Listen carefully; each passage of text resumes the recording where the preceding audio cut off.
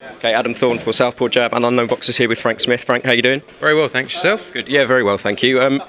What did you make of the weigh-ins today? Fun. Always fun.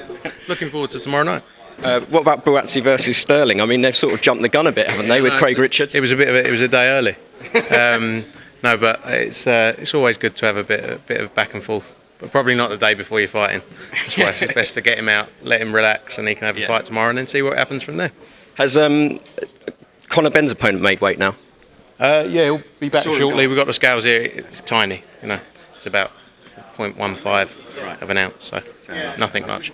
I mean, I'm quite big, so I could lose that within a set. I lose it just sweating here. So, what fight are you looking forward to most on the card? I'm looking forward to seeing Conor Benn back.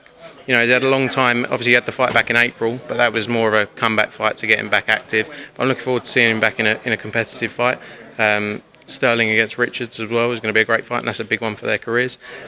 The Ted Cheeseman's come back as well. He's coming back and fighting in a 12-rounder. So a lot of fighters these days don't want to come back after a loss and fight anyone.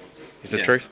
So it's good to see these fighters, especially the younger fighters, taking real fights. So it's exciting. That's what the Nextgen series is all about. Yeah, I mean, Reece Belotti's always taken tough fights on his comeback. He fought a Southpaw Jab fighter in Ryan Walsh last time out. What did you make of that fight? Yeah, very good. And he'll be back.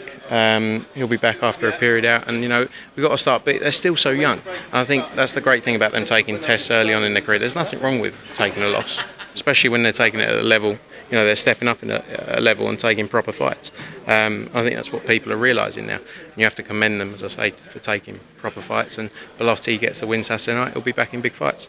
Absolutely. Shannon Courtney as well. I mean, she copped a bit of flack for that last performance, but I thought it was quite good matchmaking because she had a sort of immovable object in her first fight and then she had a movable object in the second. What can we expect from the third? I think Shannon Courtney is very exciting. She's someone who hasn't been in boxing in a long, long time.